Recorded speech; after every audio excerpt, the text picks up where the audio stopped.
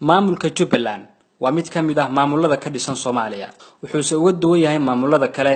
waa xero uu nin sameystay aaminsan inaysan jirin cid xaq ugu leh inay maamusho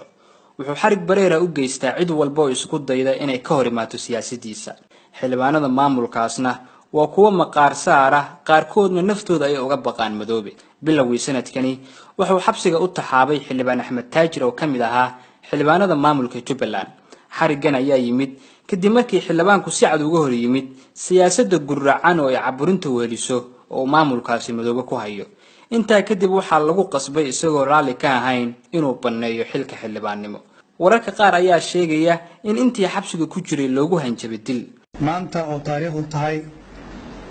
4 bisha 2018 anigoo ah xildhibaan Axmed Xasan Cabdi Axmed Taajir ahna xildhibaan laga soo doortay degmada Afmadow ee gobolka Jubbada Hoose waxaan u sheegayaa shacabka aan matalo degmada Afmadow gaar ahaan guud ahaan shacabka reer Jubbaland iyo kuwa Soomaalida oo dhan kadib markaan arkay kala aragti duwanaan soo noqnoqotay iyo khilaaf soo noqnoqday iyo xarigii la ii geystay 30 bisha 2018 waxaan halkan ka cadeynayaa inaan u tanaasulay shacabka reer Jubbaland iyo horumarkooda ayaa waxaan go'aansaday in aan iska casilo xilkii xildhibaannimo iscasilaada Axmed waxay ahayd fariin toos ah oo madoobe u dirayay xildhibaanada maamulkaasi ee hoosta ka guuxaya haddaba waxaan rabaa inaan si kooban idinku soo bandhigo qofka uu yahay Axmed Madoobe halka uu siyaasadda ka soo galay iyo waagii uu timaha caddaa ee uu aaminsanaa in daawo madoobeysadu tahay dambi lagana yaabo in dhalinyaro badan oo Soomaaliyeed arinta darteed xabsi u geliyay ama u jeedalay Axmed Maxamed Islaam oo ku magac dheer Axmed Madoobe wuxuu soo caanbaxay xilligii maxaakiimta Islaamka 2005 ilaa 2006 waqtigaasina wuxuu noqday gudoomiyihii maamulka gobolada Jubbooyinka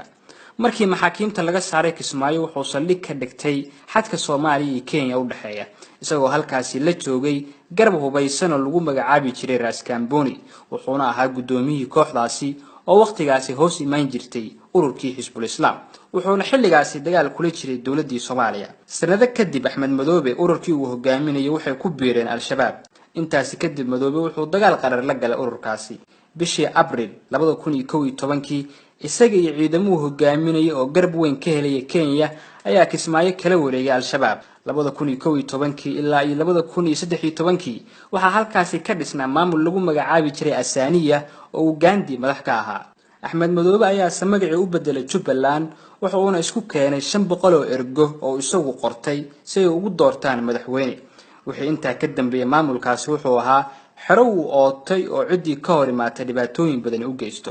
dhinaca kale Axmed Madoobe waa shakhsi afmacaan oo markuu hadlayo aad isleedahay alla ilaahay ninku wadanisana laakiin se uur mariidla ah abwaan baa laga hayaa afmacaana ku ooyo uurka ku dabaya abeesa miciidu ku aasta oo aragtaba dhaama waxaan ku fadhinaa afar dawladeed oo dawladda federaalka xubnaha iyo dawladda federaalka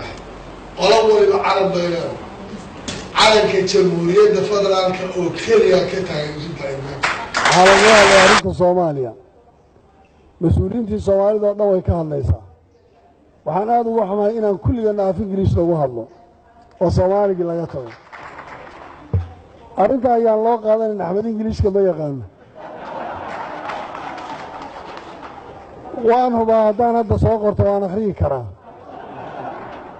laakiin waxa yaallaa wuxuu yahay waxaad arkaysaa maanta xafiisyadii dawladda iyo shaqadii socotay iyo hadalkii gudaha iyo dibaddaba kulli in Ingiriis la isticmaalayo taas macnaheedu wuxuu keenayaa in tasaa'ulaad ay yimaadaan war waddankaani muxuu ku jiraa xaaladdu yahay maxay tahay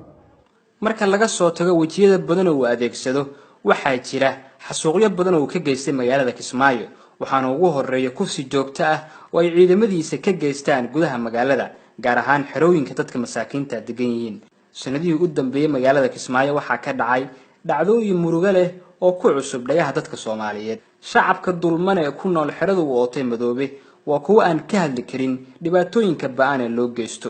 dhuxusha kontrabaanka ee laga dhoofiyo dekedda Kismaayo waa isha dhaqaale ugu weyn ee soo gasha Axmed Madoobe.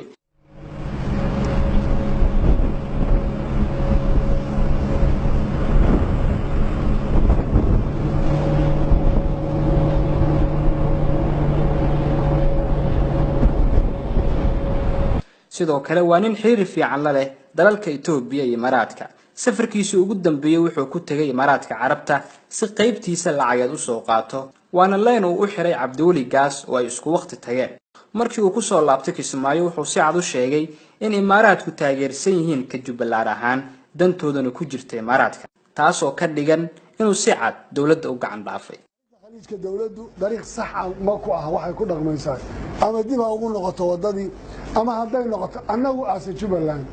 iyo Soomaaliya waxtarkeeda maanta Imaaraadka nooga waxaysan marka sidaa leeyahay shalay waxaan ahaa qofkii dhexdhexaad lahaa wali Imaaraadka ka diiday cid walba ka diiday positionkii si cad u ahaa laakiin de markay noqoto hagoog xun inay meeshii timaado de nin walba cid annagu maanta wax kuma qabno waxa laga hadlayay xamar reebay waa la gaarsi bal haddaad muuqaalkaasi daawateen kana daawada. isteedadana waxa laga rabaa inay qadariyaan oo xushmeeyaan oo xukuumadda federaalka waa xukuumadii matalaada Soomaaliya iyada iska leh waxyaalo badan oo kamid ah inay ku ixtiraamto ku qadariyaan ay la socdaan sida ay tahay oo sidaas talaabada la qaadayo lagu qaado. taasa waxa lagu xalin karaa hadduu jiro khilaaf khaliijka ka jira, hadduu jiro dastuurka wax ka jira, hadduu jiro wax la isku hayo, hadday jirto masaalix. wuxuu sidoo kale shalay su'aal ka keenay sababta ra'iisul wasaare ku-xigeenka iyo wafdigii uu hogaaminayay ee ku booqdeen gobolada fatahaadu harqisay ee dhibaatooyinka ba'ani ka jirto, isagoo sheegay in ra'iisul wasaare ku-xigeenka iyo wafdigiisu ay guriga daaqada ka soo galeen oo aysan la socodsiin. halkaasna waxaad ka dareemi kartaan inuu aaminsan yahay in maamulkani uu yahay xero isagu ootay. saaka dhoble oo kale meel dabaal xataa dadku isugu gudbi karaan meelaha ku xareersan oo kale waxa dawladda dhexe rabo inay baaqeeda iyo waxay ka gurban kartay kulli ka soo jeeso laakiin maxaa yaala dawladda waxa rabo inay guriga albaabka ka soo gasho waatul biyut min abwaabiha guriga irida laga soo galaa waxa fiican inay u muuqato dawladdu mid systemka ka hooseeya ee iyada la shaqeynayna xaq dhowraya dadkeedana u gurmanayso xaq dhowraysa laakiin hadday u muuqato in iyadu si kale loo isticmaalay dhibkeeda leedahay waan uga mahad celinayaa qoladii shalay baardheere iyo luuq iyo tartiib ra'iisul ku-xigeenku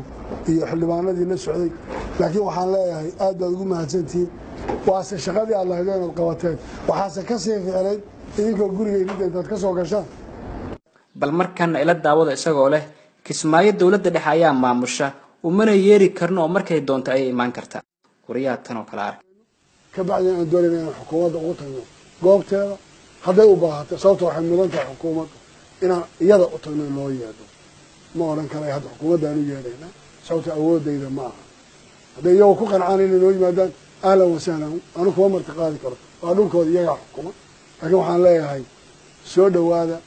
hadalladan isdiidana iska hor imaanaya oo ku hadlo Axmed Madoobe ayaa ah wax cajiib ah waxaana u sababa afkiisa malabka ah iyo uurkiisa mariidka ah. waxaan Ilaahay ka baryaynaa in siyaasiyiinta xun ee dalkani dhibaatooyinka u horseeda sanadii u dambeeyay in Ilaahay ummadda ka qabto. waxaan idinka codsanayaa in barnaamijkan sii qaybisaan waa saaxiibkeen Cabdirasaaq Gumeysidiidoodii leh dalkeenu cadow ka xorooba nabadgelyo.